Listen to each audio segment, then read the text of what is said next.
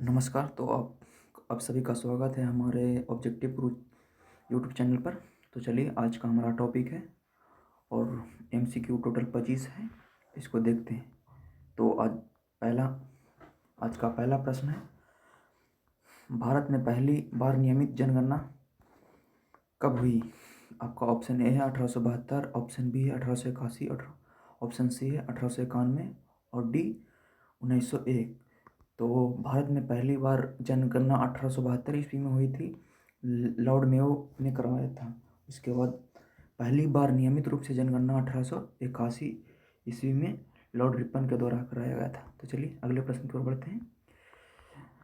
दूसरा प्रश्न है, भारत में जनगणना कितने वर्षों के अंतराल पर होता है? ऑप्शन ए है 5 वर्ष, 7 वर्ष, 10 वर्ष, 12 वर्ष। तो भारत में जनगणना 10 वर्षों के अंतराल पर होता है।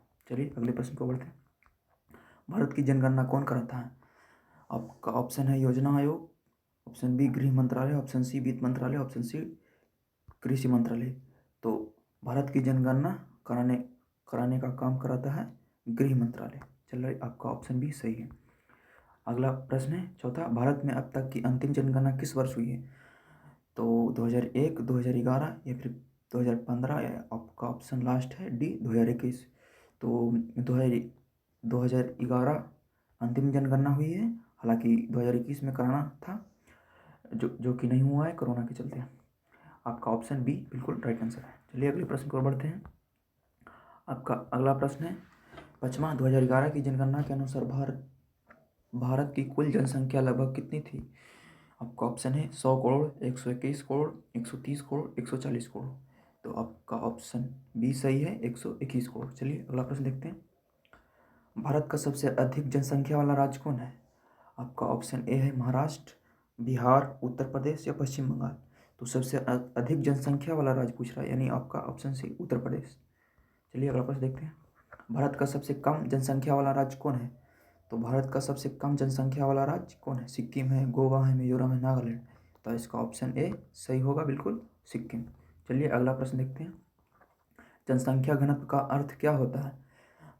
कुल जनसंख्या, प्रति वर्ग किलोमीटर जनसंख्या, या सी जन्म दर, या डी मृत्यु दर। तो जनसंख्या घनत्व का अर्थ होता है प्रति वर्ग किमी, यानी किलोमीटर जनसंख्या। चलिए अगला प्रश्न देखते हैं।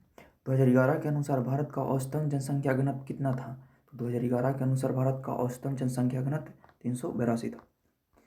आगे बढ़ते हैं। भारत में सबसे अधिक जनसंख्या घनत्व किस राज्य में है? ये 2011 के अनुसार जो भी इसमें प्रश्न है जो है दिया गया है, जो 2011 की जनगणना के अनुसार, तो सबसे अधिक जनसंख्या घनत्व किस राज्य में है? तो ये हमारा बिहार हो जाएगा। चलिए अगला प्रश्न देखते हैं। और साक्षरता से संबंधित प्रश्न है। आपका 11वां नंबर प्रश्न है, साक्षरता का अर्थ क्या होता है? पढ़ना लिखना समझना, या ऑप्शन डी केवल पढ़ना। तो आपका ऑप्शन सी बिल्कुल सही जवाब होगा, पढ़ाना लिखाना और समझाना। चलिए अगला आपका प्रश्न है प्रश्न संख्या 12, 2011 के जनगणना के अनुसार भारत की साक्षरता दर कितनी थी? तो 2011 की जनगणना के अनुसार 74.04% साक्षरता दर थी। चलिए आगे बढ़ते हैं। भारत में सबसे अधिक साक्षरता वाला राज्य कौन है? आपका ऑप्शन ए है तमिलनाडु, बी केरल, सी कर्नाटक या डी महाराष्ट्र। तो आपका सही जवाब होगा ऑप्शन बी केरल। चलिए आगे बढ़ते हैं। भारत में सबसे कम साक्षरता वाला राज्य कौन है? तो बीमारू राज्य में सबसे पहला बिहार आता है, बिहार इसका ऑप्शन ए सही जवाब हो जाएगा। चलिए आगे बढ़ते हैं। साक्षरता दर में पुरुष और महिलाओं को अंतर को क्या कहते हैं? आपका ऑप्शन है ए लिंग अंतर, बी सामाजिक अंतर, सी शिक्षा अंतर, डी आर्थिक अंतर। तो महिलाओं और पुरुष के अंतर को साक्षरता लिंग अंतर कहते हैं। तो आपका ऑप्शन ए लिंग अंतर सही हो जाएगा, बिल्कुल। चलिए अब लिंग अनुपात से कुछ प्रश्न है। तो आपका ऑप्शन ए है, सॉरी, आपका प्रश्न संख्या 16 है, लिंगानुपात का अर्थ क्या होता है? लिंगानुपात का अर्थ क्या होता है? पुरुषों की संख्या, महिलाओं की संख्या, ऑप्शन सी प्रति 1000 पुरुषों पर महिलाओं की संख्या, ऑप्शन डी कुल जनसंख्या। तो इसका सही जवाब हो जाएगा प्रति 1000 पुरुषों पर महिलाओं की संख्या, ऑप्शन सी बिल्कुल सही जवाब है। चलिए आगे बढ़ते हैं। 2011 के जनगणना के अनुसार भारत का लिंगानुपात क्या था? तो 2011 के जनगणना के अनुसार लिंगानुपात क्या था बताइए? तो 920, 933 या फिर 943 या ऑप्शन डी 960। तो 2011 के अनुसार पूछे तो 943, अगर 2001 के अनुसार पूछे तो 933 इसका आंसर सही होगा, लेकिन 2011 के अनुसार वाला ऑप्शन सी 943। चलिए आगे बढ़ते हैं। भारत में सबसे अधिक लिंगानुपात किस राज्य में है? तो भारत में सबसे अधिक लिंगानुपात वाला राज्य में ऑप्शन दिया गया है। Option A Kerala, B Tamil Nadu, C Karnataka, D Andhra Pradesh.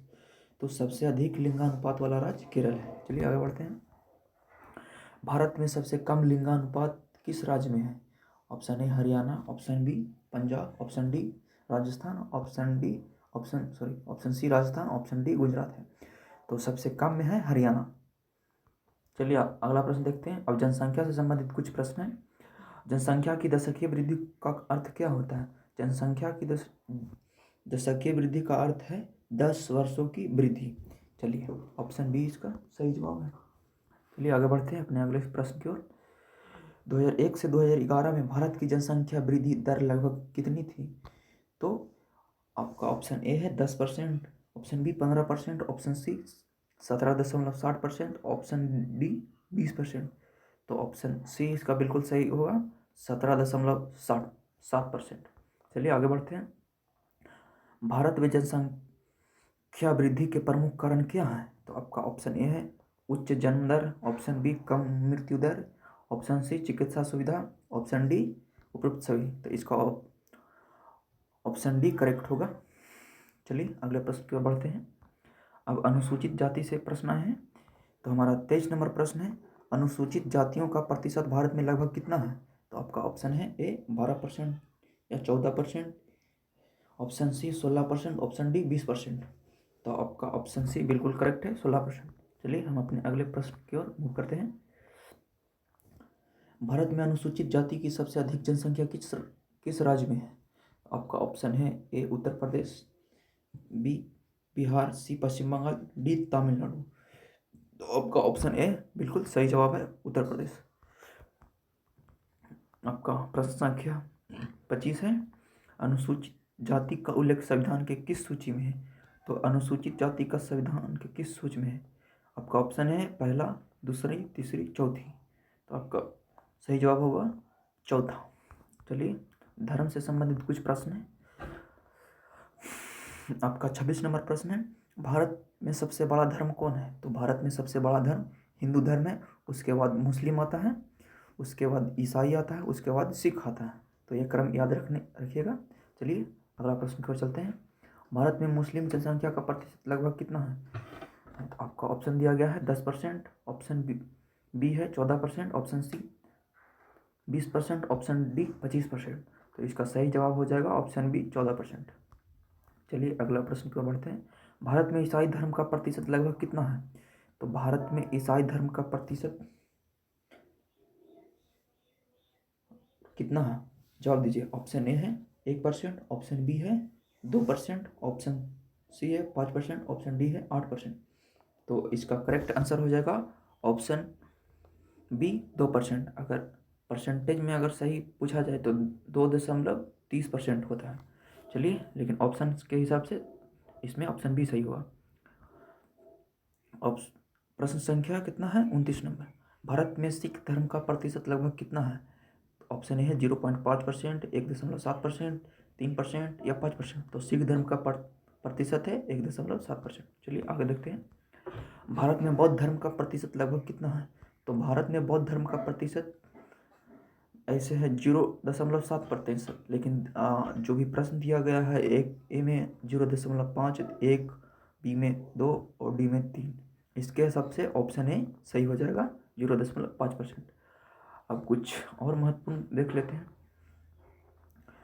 31 number प्रश्न है, भारत की सबसे अधिक जनसंख्या वाला जिला कौन सा है? आपका ऑप्शन ए है पटना, ऑप्शन बी है डांगे, ऑप्शन सी है कानपुर, ऑप्शन डी है जयपुर। तो आपका ऑप्शन बी बिल्कुल सही जवाब है, डांगे, सॉरी डाने, नॉट डांगे।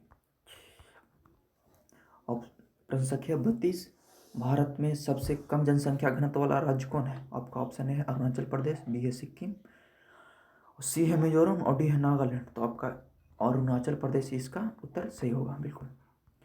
चलिए अगले प्रश्न देखते हैं। भारत में शहरी जनसंख्या लगभग कितनी है? तो 2011 की जनगणना के अनुसार भारत में शहरी जनसंख्या 21% है और जो ग्रामीण जनसंख्या है और 69% है। चलिए आगे बढ़ते हैं। यह आपका अगला क्वेश्चन वही है कि भारत में ग्रामीण जनसंख्या लगभग कितना है? तो 69%। चलिए आगे बढ़ते हैं। भारत का सबसे अधिक जनसंख्या वाला शहर कौन सा है? आपका ऑप्शन ए है Delhi, option B Mumbai, option C Chennai, option C Kolkata, option D Chennai. तो 2011 के अनुसार देखा जाए तो अधिक जनसंख्या वाला शहर ये मुंबई होता है। चलिए आगे बढ़ते हैं।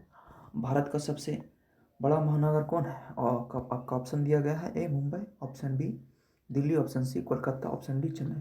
तो महानगर पूछ रहा है 2011 की जनगणना के अनुसार, तो इसका आंसर दिल्ली हो जाएगा, ऑप्शन बी। चलिए आगे बढ़ते हैं।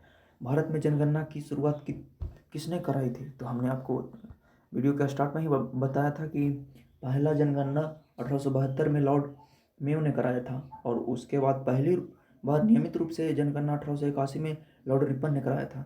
तो इसका सही उत्तर हो जाएगा ऑप्शन बी। चलिए आगे बढ़ते हैं।